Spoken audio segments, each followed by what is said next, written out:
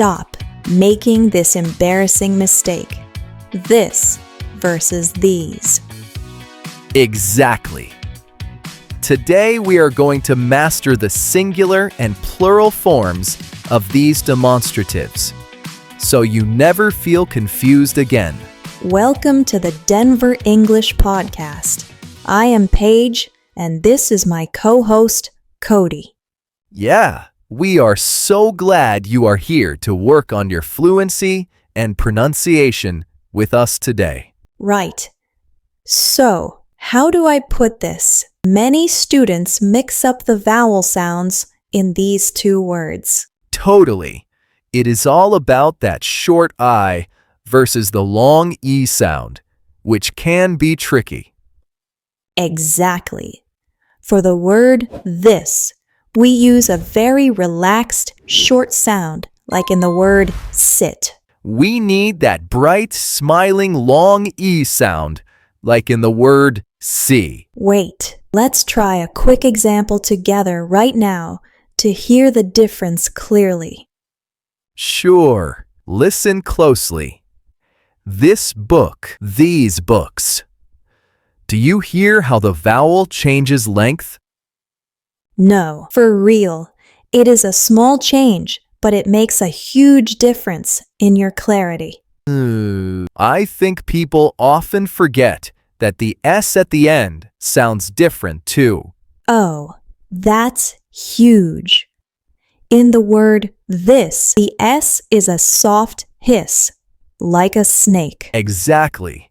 But in the word these, that S actually sounds more like a buzzing Z sound. Right.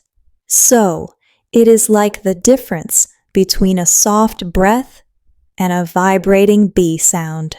Exactly. Let's practice that vibration together. These, feel it in your throat. Whoa, I can definitely feel that vibration when I say it correctly now, Cody. Yeah, it is a physical sensation that helps you know you are hitting the right target. Okay, so why is this mistake so embarrassing for some learners in professional settings? Well, if you say this people instead of these people, it sounds like a basic grammar error. Yikes. That can definitely hurt your confidence when you are trying to sound professional at work. For sure. But once you master the mouth position, it becomes second nature very quickly. And that is why we are here to break it down step by step for everyone listening. Really? It is amazing how much your accent improves just by focusing on these high-frequency words that we use in almost every sentence. We want to hear from you guys, so please leave a comment below and tell us where you are listening from today. And it is always cool to see people from all over the world learning with us. Now, let's look at the distance aspect of these words, because they are demonstratives, meaning they point to things. We use them for things that are physically close to us or close in time, which is a key part of using them naturally in conversation. Right. So if I am holding a pen, I say this pen because it is right here in my hand.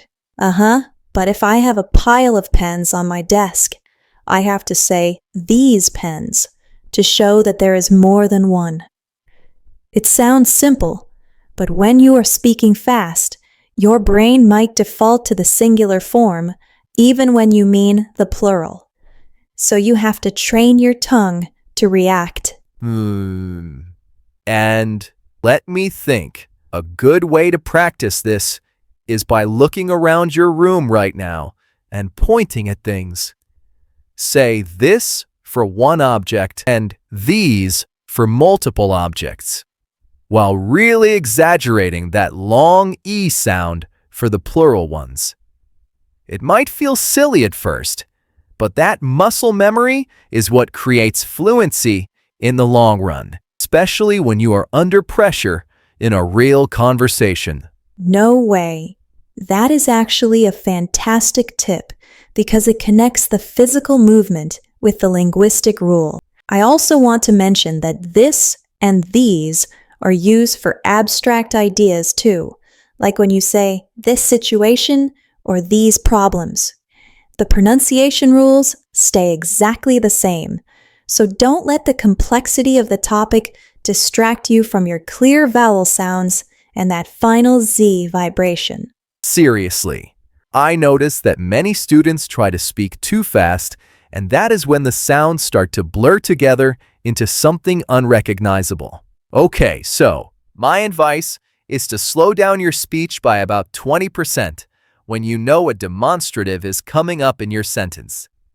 This gives your mouth time to transition from the short I to the long E without tripping over the next word in your phrase. That's huge.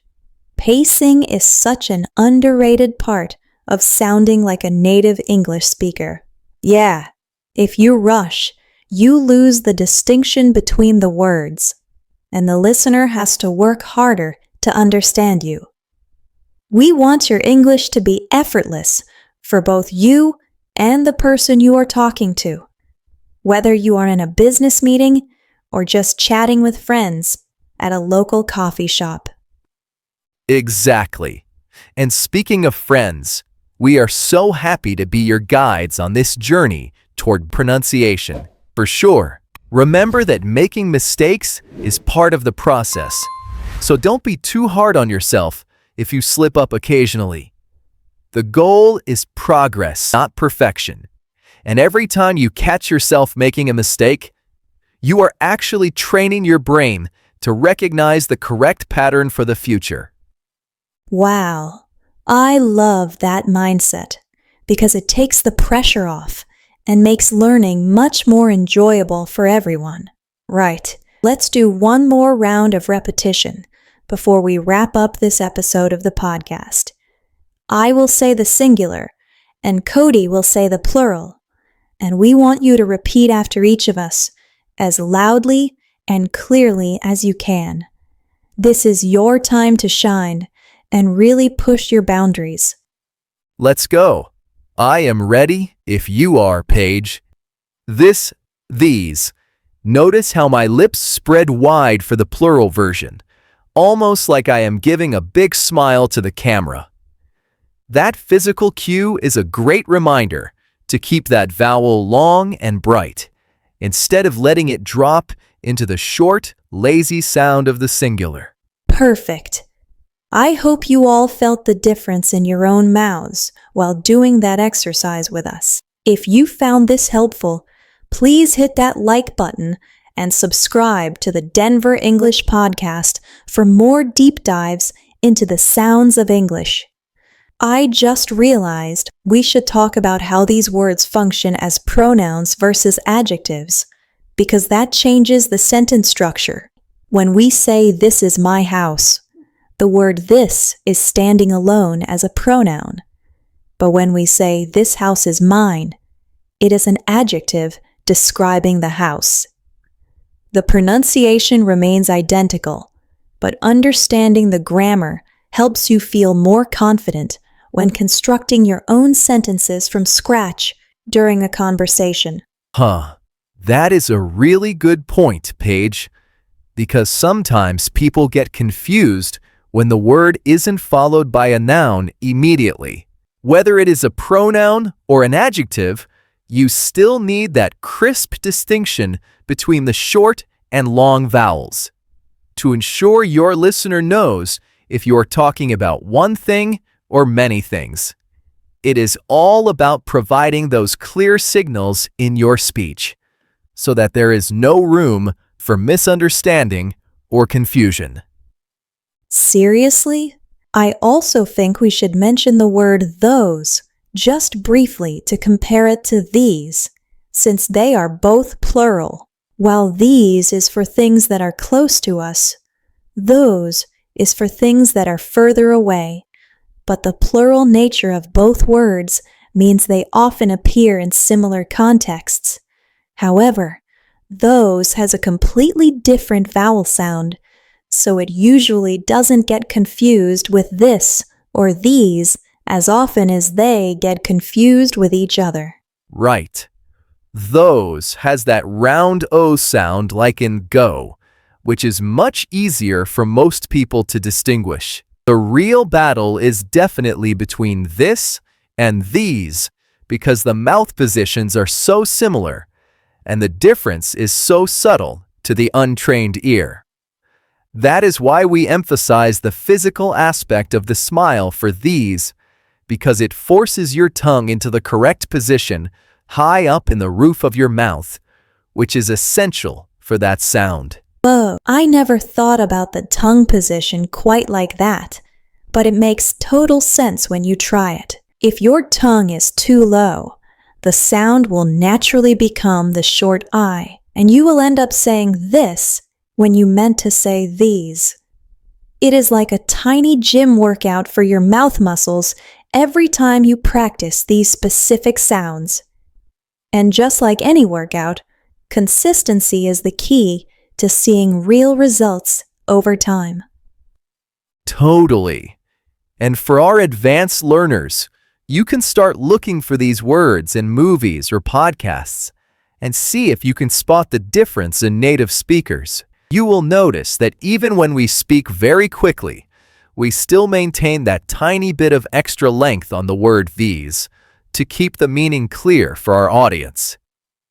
It is a natural part of the rhythm of English, and once you start hearing it, you won't be able to unhear it, which is a great sign of progress. No, for real.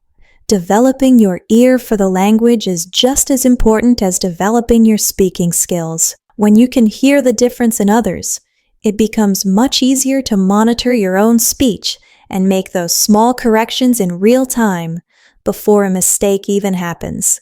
We want you to become your own best teacher, and these little tips are the tools you need to build that internal feedback loop that all successful language learners have. Exactly. And that is why we love doing this podcast, because we get to share these aha moments with all of you. We are so proud of the work you are putting in, and we want you to keep that momentum going as you move through your day today. Try to use this and these at least 10 times today, in your head or out loud, and really focus on that pronunciation every single time you say them. Yes, that is a great challenge for the day, and we would love to hear how it goes for you in the comments. Did you find one harder than the other? Or did the smile trick really help you get that long E sound right for the first time? Your feedback helps us create better lessons for you, so don't be shy about sharing your experiences and your struggles with us, because we are all in this together. For sure, we read every single comment, and we use them to plan our future episodes, to make sure we are helping you with what you need most. So, thank you again for being part of the Denver English Podcast family. And we look forward to seeing you again very soon for another deep dive into the beautiful world of English. Keep practicing, stay curious, and we will talk to you in the next one.